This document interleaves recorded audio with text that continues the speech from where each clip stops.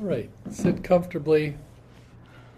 Not so comfortably you fall asleep, but you can lay down or sit on a bench or a cushion or just sit upright in your chair. We'll ring the bell 3 times, and with each ring of the bell, take a deep breath in and out.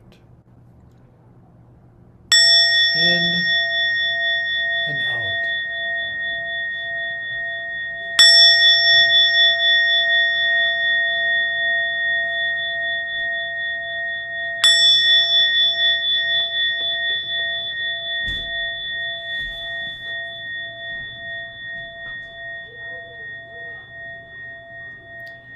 And now just breathe normally.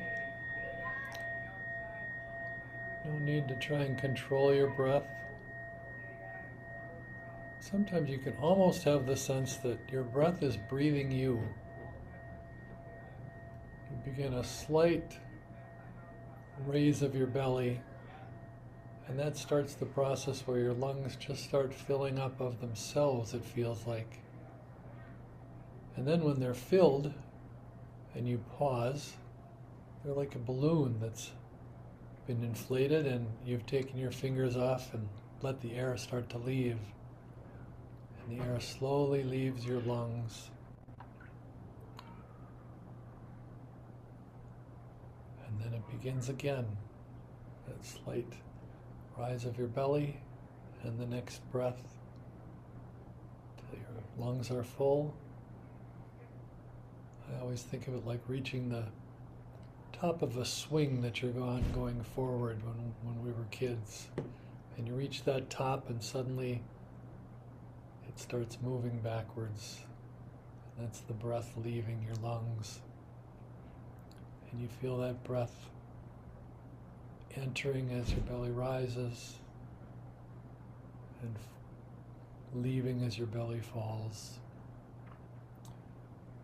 You can put your attention right on your abdomen there as a way to feel that breath rising and falling.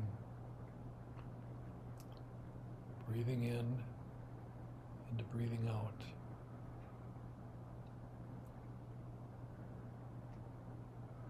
I'm thinking today of how helpful this can be, this practice that we do that seems so simple, of just breathing in a calm, settled way, just letting the breath come and go. The reason I'm thinking of that is I was talking with a woman who has laryngeal spasms, where her throat suddenly tightens up and she can hardly breathe. And of course, if you've ever had asthma or a coughing fit where you can't seem to stop, you know how terrifying that can be at first, to not be able to breathe. And she was told the best thing to do is to relax. What's the phrase? I think it was from A Hitchhiker's Guide to the Galaxy. Don't panic. And that's always good advice. Seems little served by panicking. And I always say we settle into calmness so that we can respond to whatever life asks of us from moment to moment. Whereas if we're sitting or standing at strict attention, you don't have that fluidity needed to respond, both fluid in your body and fluid in your mind. And I think sometimes what it takes is to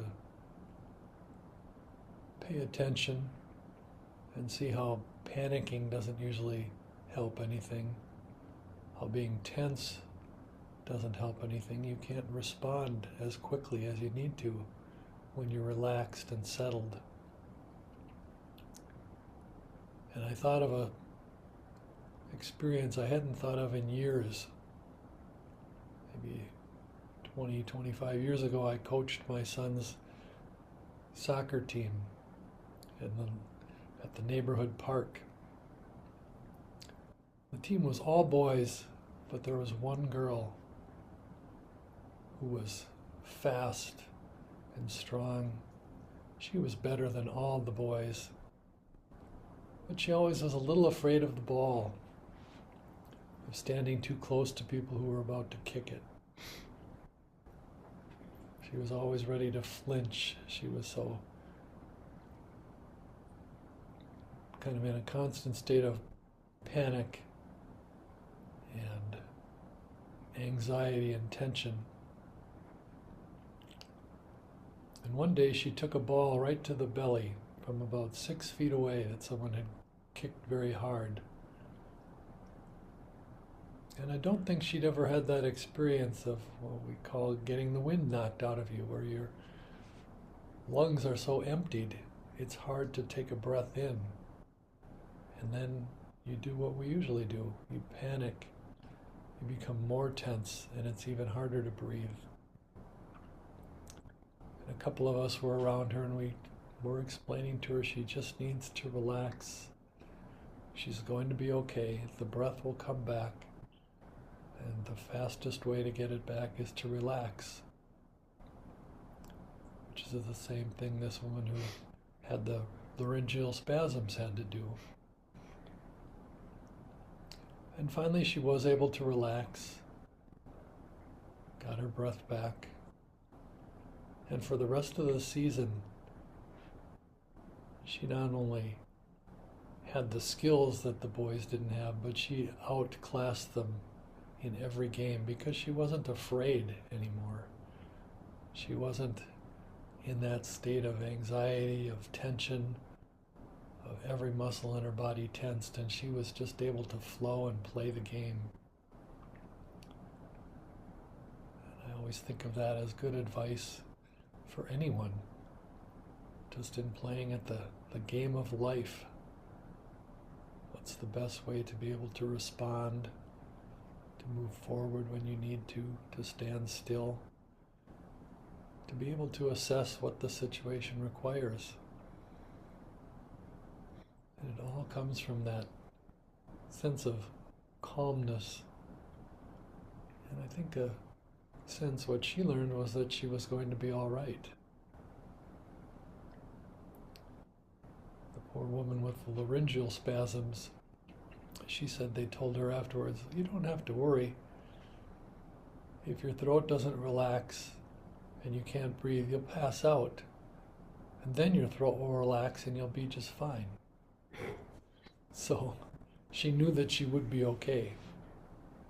And the next time she had that experience, she was able to relax and get out of it pretty quickly.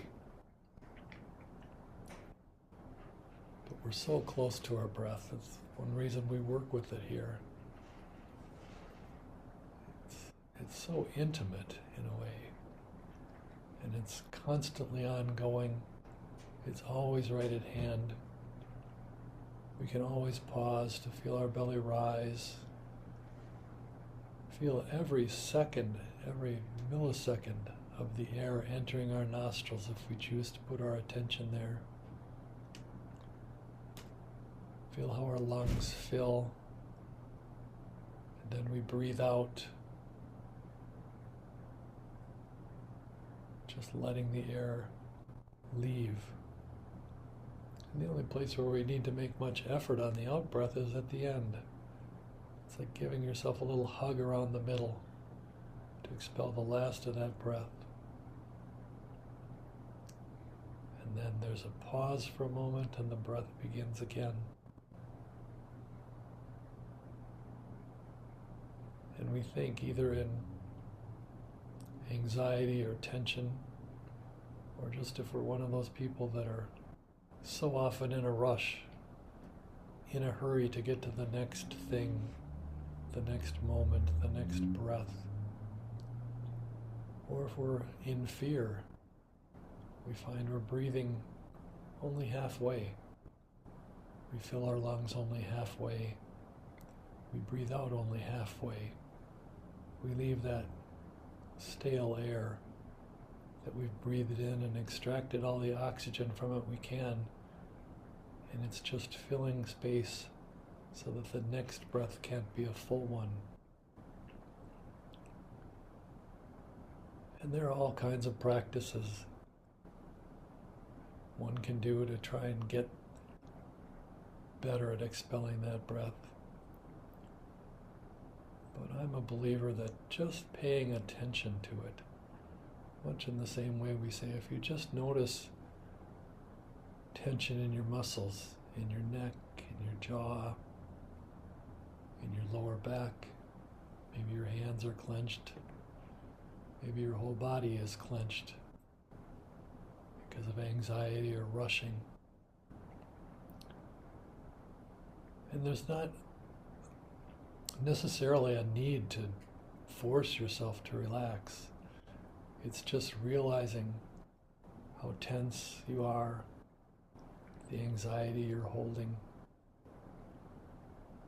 and realizing, I think too, that it's a lot of work to maintain that stress and tension, and simply stopping, slowing down, realizing, as that little girl did, that she was going to be okay, that you can respond to whatever's needed.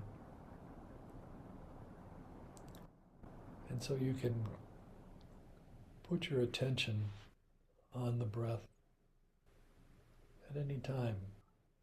You can do it while you're watching TV, driving in your car, or riding in a car, just sitting outside under a sunny sky. And that awareness of your breath, you'll find without even trying, you start having longer breaths as you feel more settled, and they tend to be fuller breaths, which is an amazing thing for your health.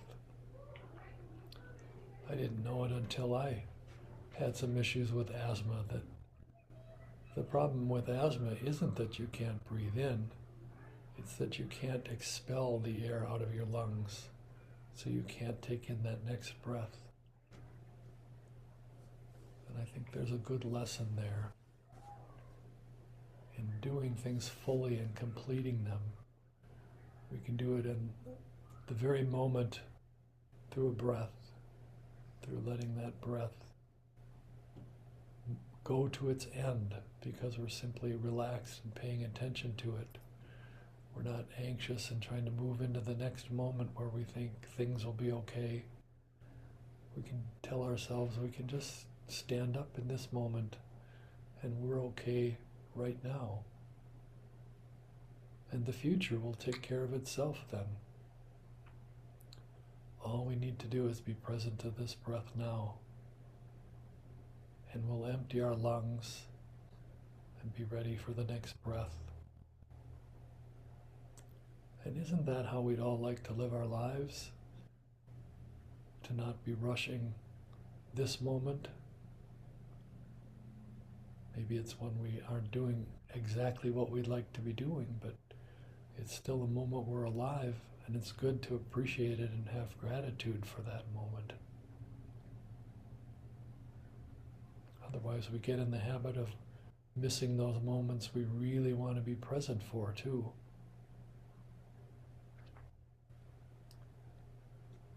Kind of that little bit of ADD we all have, I think. We've all had the experience of waiting for weeks, I think, to go to a concert or to see a movie. And we're in the movie and suddenly it just seems too much to expect us to sit there for 2 hours and watch this movie we've been waiting for weeks. We just like to get up and get out and move around. And our life is like that movie, this moment we've been waiting for. And how much better if we can just sit and breathe and be present to it.